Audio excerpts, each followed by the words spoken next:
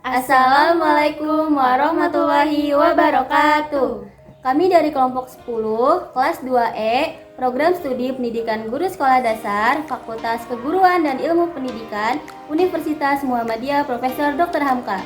Yang beranggotakan saya sendiri Syakila Muntohi Nurwidat dengan NIM 22010-25176 serta rekan saya Asfiah Hana Syahidah dengan NIM 22010259192. Pada video kali ini kami akan menampilkan hasil wawancara kami mengenai implementasi tauhid dalam lingkup keluarga.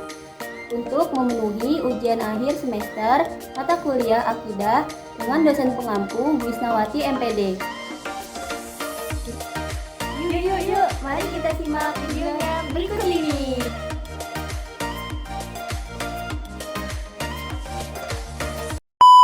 Assalamualaikum Ibu. Waalaikumsalam. Kami dari mahasiswa Hamka semester 2 ingin mewawancari Ibu. Kami diberikan tugas akidah untuk mewawancari Ibu tentang implementasi tauhid dalam keluarga. Sebelumnya perkenalkan Ibu, saya Syakila Muntohir dan teman saya Asfiah Hana Syahidah. Tadi sebelumnya kita juga sudah berbincang-bincang untuk meminta izin kepada ibu siapa Bu? Ibu Warti. Ya, Ibu Warti untuk diwawancarai dan alhamdulillah beliau mau untuk diwawancarai. Nah, sebelum ke pertanyaan Ibu, Ibu silakan perkenalkan diri dulu. Nama lengkap Ibu siapa? Nama saya Warti. Usia Saya 38 tahun. sekarang punya anak berapa? Punya anak 2. Nah, itu umurnya berapa aja? Yang satu yang gede itu umur 12 tahun. Yang satu lagi baru 8 bulan. Itu yang 12 tahun sekolahnya di mana? Sekarang kelas 1 MTSN 33 Cijantung. Iya. Kalau boleh tahu pekerjaan atau kesibukan Ibu sekarang? Saya sih sambil mengurus rumah tangga sambil dagang, buka warung kopi kayak gitu. Sekarang lanjut ke pertanyaan ya Bu. Ya, Yang pertama itu karena tema kita implementasi tauhid dalam keluarga, jadi kayak lebih ke keluarga yang menerapkan peraturan keagamaan gitu Bu. Nah, pertanyaannya bentuk aturan agama apa yang diterapkan di rumah untuk anak-anak ataupun untuk keluarga yang ada di rumah? kalau saya sih menerapkan ke anak saya itu yang pertama yang pasti diusahakan sholat. Kalau bisa ya sholat tepat waktu, paling tidak jangan sampai meninggalkan sholat. Terus setiap hari itu mengaji. Kalau seandainya pas libur jadwal mengaji ke gurunya ya mengaji di rumah.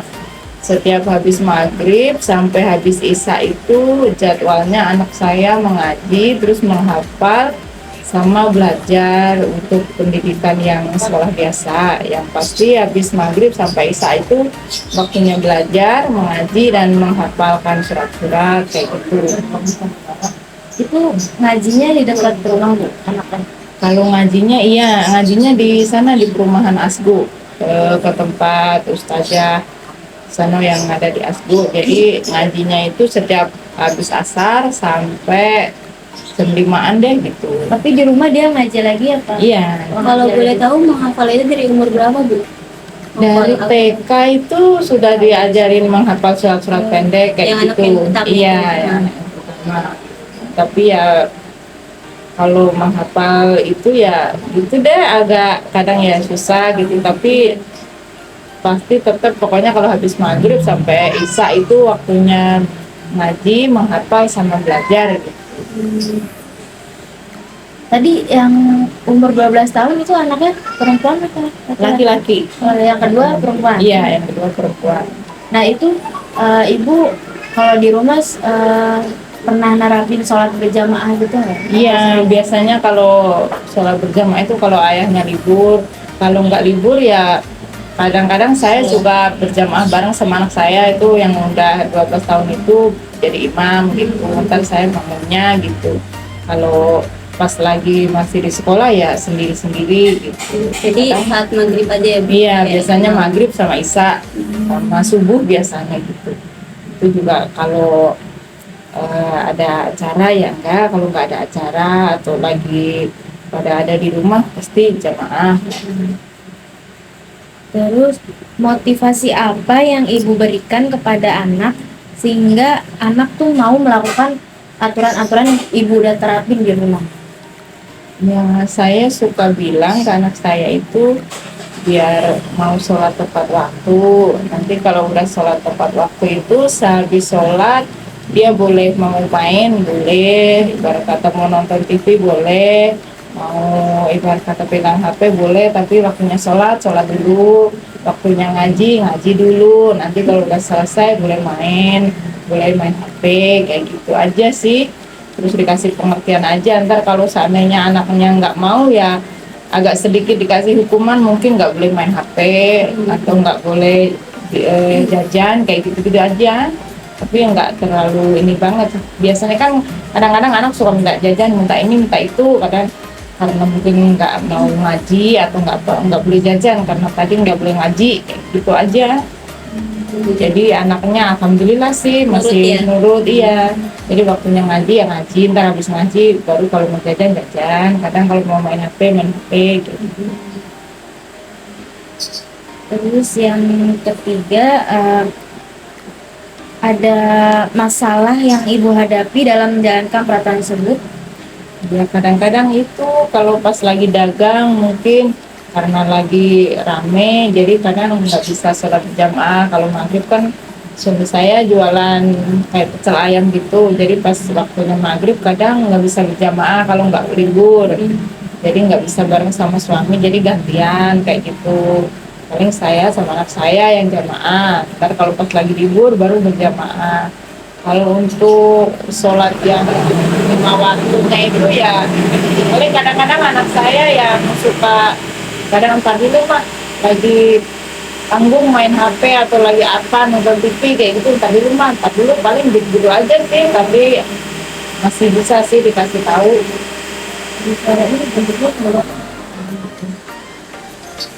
Terus tapi ibu kan dagang nih ya.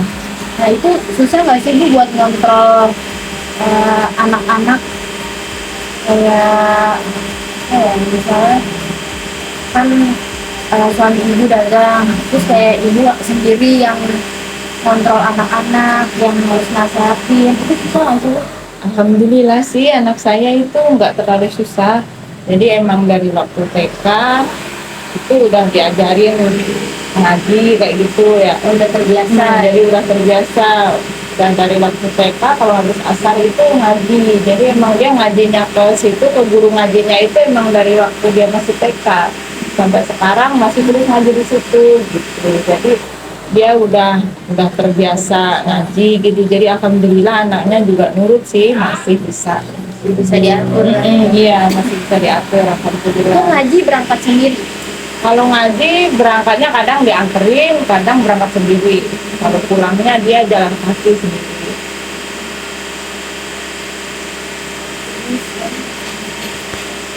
Selanjutnya Bu,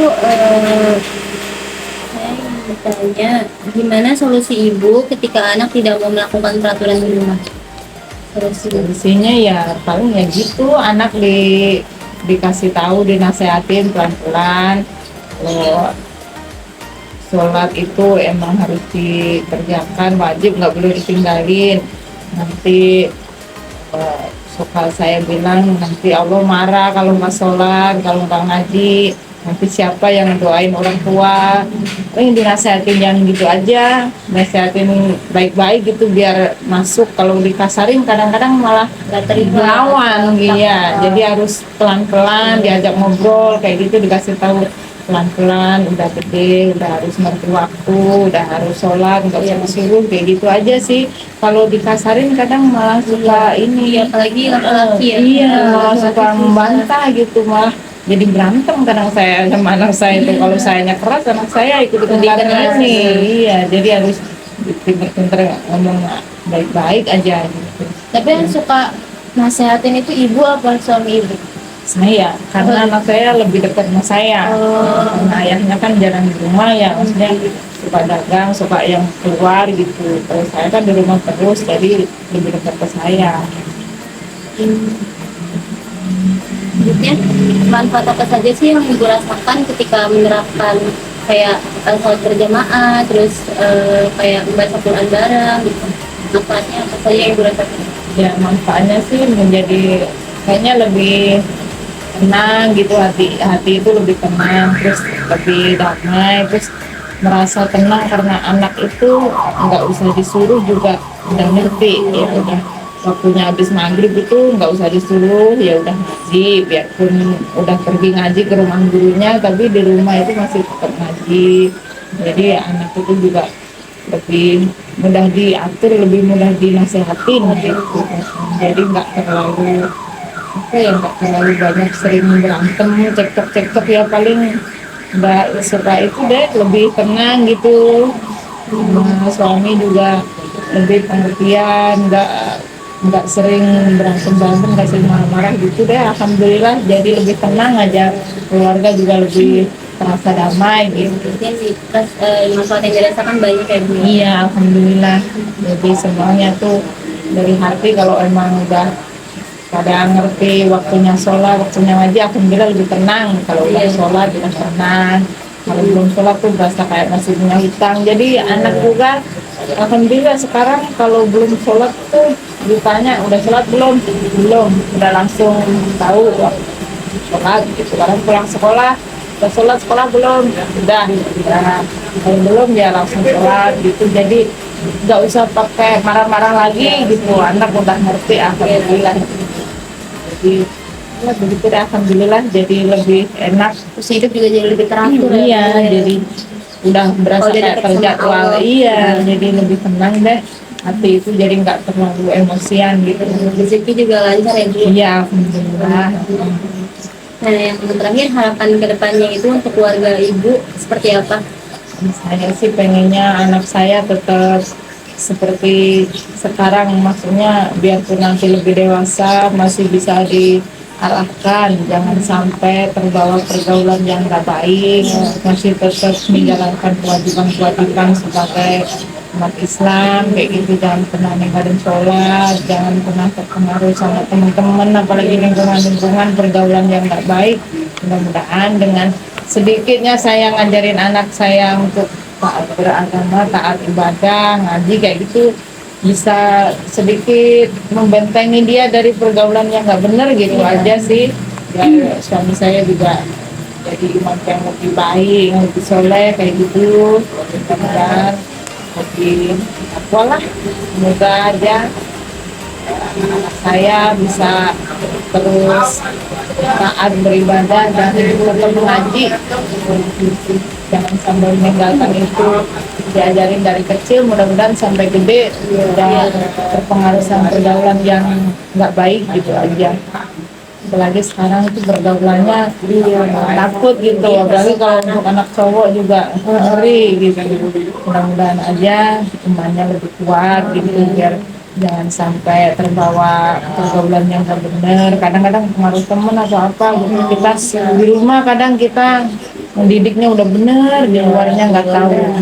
Mudah-mudahan iya. Jadi semakin dewasa anak kan Iya, makanya kadang-kadang semakin dewasa mungkin dia udah merasa bisa, udah merasa mandiri apa begitu. Mudah-mudahan di luaran juga anak saya tetap jadi anak yang soleh, tetap ingat sama Allah, tidak berbuat maksiat, tidak berbuat dosa. Itu aja sih pengennya begitu. Biarpun di rumah baik, di luar juga baik. Jangan sampai di rumah kelihatan baik, ntar kalau di luar nggak tahu, ntar tahu-tahu ada aja yang ngomong ini anaknya gimana, jangan sampai jangan sampai kayak gitu. Biar Tapi kelihatan. kalau di rumah ibu pernah dengar, kadang anak kecil kan sekarang mah udah sama ya ke bawah pergaulan, anak kayak ngomong kasar itu, dia pernah nggak ngomong kasar? Iya, atau pernah pesan? sih, pernah juga, namanya juga pergaulan, apalagi kan udah menganjak remaja itu ya, kadang ya pernah ngomong kasar juga kayak gitu ya, saya langsung tegur, nggak boleh kayak begitu, jangan sampai ikut-ikutan yang nggak benar, kalau diajakin nggak benar itu tolak, nggak mau, biarin aja mau dikatain apa-apa, yang penting jangan ngikut yang nggak benar, kalau merasa gitu nggak benar jangan diikutin, kalau masih benar nggak apa-apa. Begitu sih saya suka bilang gitu. Namanya anak-anak kadang juga terbawa, kadang ngomong kasar kayak gitu, suka saya langsung tegur. Jangan sampai kayak gitu, takutnya jadi kebiasaan. Iya, kebiasaan. Iya. Namanya juga masih anak-anak ya, jadi terkadang teman-temannya pada gitu, mama nggak boleh gitu, teman-teman aku aja pada gini pada gitu, suka dibandingin gitu, katanya temennya mamanya nggak pernah dimarahin gini-gini kan. Mamanya sibuk kali, suka saya bilang gitu, jadi nggak terlalu perhatiin, jadi mungkin di rumahnya dia baik, tapi kalau di luar kayak gitu nggak boleh ya, kata saya suka gitu. Alhamdulillah sih anak saya sampai sekarang saya belum pernah dengar kalau di luaran itu nggak benar gitu. Alhamdulillah sih, mudah-mudahan seterusnya begitu. Dan kamu ada yang mau tanya lagi? Udah Bu, mungkin itu saja pertanyaannya yang dapat kita tanyakan ke Ibu. Sebelumnya mohon maaf jika ada salah-salah kata atau yang kurang dari kami, Terus terima kasih banyak karena Ibu sudah mau membantu kami untuk Wawancara, tugas kami. Terima kasih juga, sama-sama. Saya juga cuman begitulah, ibarat kata sedikit yang saya ajarkan buat anak saya, mudah-mudahan bermanfaat sampai dia dewasa gitu. Mudah-mudahan berguna, bermanfaat, gitu aja. Lagi terima kasih ya Bu. Iya, sama-sama. Kalau gitu cukup wawancara dari kami. Terima kasih. Assalamualaikum warahmatullahi wabarakatuh. Waalaikumsalam warahmatullahi wabarakatuh. Assalamualaikum Ibu. Waalaikumsalam warahmatullahi wabarakatuh. Perkenalkan, kami dari mahasiswa UHAMKA ingin menyelesaikan tugas akidah terkait mewawancarai Ibu terkait implementasi tauhid dalam keluarga. Iya. Jadi sebelumnya kita juga udah berbincang-bincang sama Gimana? Ibu. Kalau boleh tahu nama Ibu siapa ya? Namanya Nur Seha, Oh ya, Ibu Nur Seha. Usianya berapa Bu? usianya 68. 68. Ya. 68, 26 Februari 55. Jumlah anaknya berapa Bu? 2. Yang ada aja ya.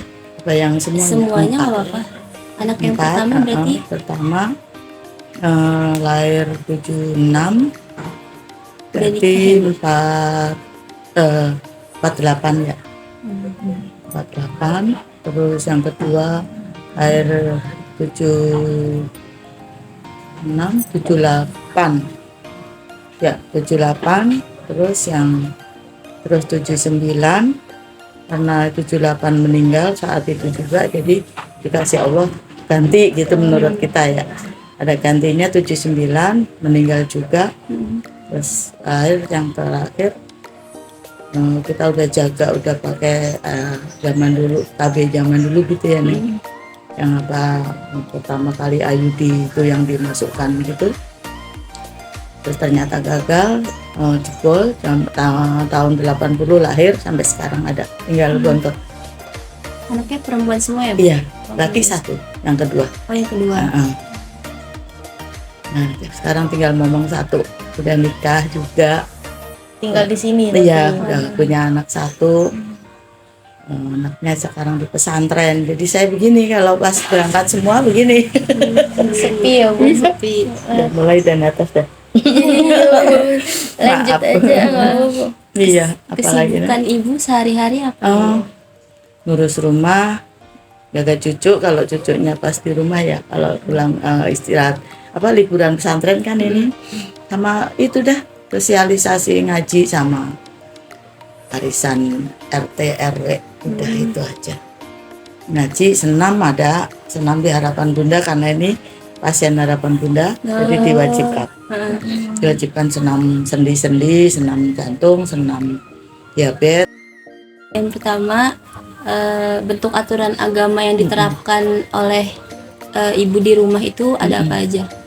Satu agama Islam, terus untuk mentaati perintah Allah, terutama sholat 5 waktu, insya Allah sunnahnya juga dikerjain, alhamdulillah. Nah, terus untuk sopan santun ya di sekitar kita untuk apa ya, supaya kita diterima sama lingkungan kan, kita akhlak kita harus bagus ya. Sopan santun, terus mengerti lah tradisi di mana kita tinggal, orang di sekitar kita.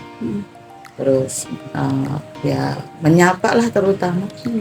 Soalnya kalau kita dimanapun kalau kita menyapa juga kita akan lewat akan disapa ya. Kalau kita diam orang itu takut juga kan. Ini orang diam aja, kenapa ya? Sakit gigi apa? Itu Neng yang bisa. Ibu tapi suka nerapin sholat berjamaah gitu. Pada saat dulu anak ibu belum pada Iya. nikah. Pas Di rumah. di rumah lagi SD pulangnya masih teratur ya. Iya. SD SMP SMA tuh udah mulai kurang gitu berjamaahnya.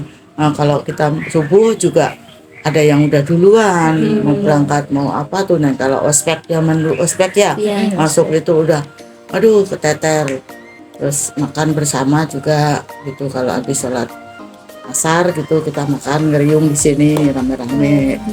Terus kalau makan nasinya tuh beda-beda gitu maunya. Itu nggak bisa kalau makan nasi makan malam bersama itu jarang dilakukan. Kalau sarapan bisa masih sering juga karena kebutuhannya bareng ya berangkatnya. Tapi pas sudah kuliah ya agak jarang juga. Yang gede kuliah tuh yang cuma nama adiknya aja bertiga sama bapak. Nah bapak nggak ada, udah tinggal saya bisa bawa diri saya dekat-dekat. Berarti sekarang status ibu sendiri. Iya, bapak udah nggak ada 12 tahun yang lalu. Anak saya setahun yang lalu. Hal itu ya Bu, Iya. motivasi apa yang diberikan kepada anak sehingga anak dapat melakukan aturan yang ada di rumah? Iya. Motivasinya seperti apa? Motivasinya ya untuk membekali diri nanti di hari mereka dewasa, mereka tua. Jadi ya motivasinya supaya anak-anak itu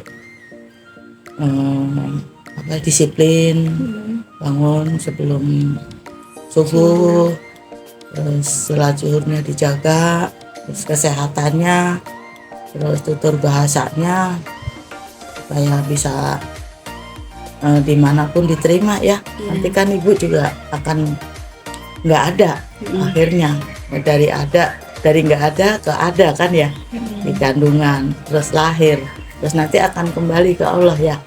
Makanya saya suka ngomong kalau lagi habis istirahat pada makan semua duduk rame-rame gitu, jangan ini sama orang, jangan apa sih sembarangan menegur. Jangan sombong, Harus ramah. supaya kita selamat. Kalau nanti ada apa-apa dengan diri kita atau rumah kita ada apa-apa ditolong orang gitu. Supaya menjaga sopan santun, menjaga keakraban lingkungan, ada kegiatan apapun di lingkungan turunlah gitu, ikutlah. Jangan pura-pura nggak tahu. Mungkin RT ngajak apa 17-an ya sekedar nguarin minum, sekedar nguarin air, sekedar ide. Mungkin kalau tenaga nggak bisa ya Nek.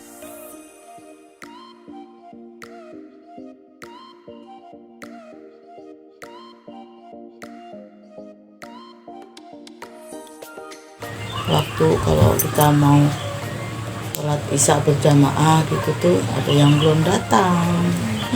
Ada yang kebetulan ada tugas kayak anak saya yang bontot ini mau masuk malam gitu, ada masuk malamnya dia, ada shift 3 gitu, jadi rintangannya di situ. Susah ngumpulin waktu Iya, buat bareng. susah kompak gitu, tapi nggak selalu Bang.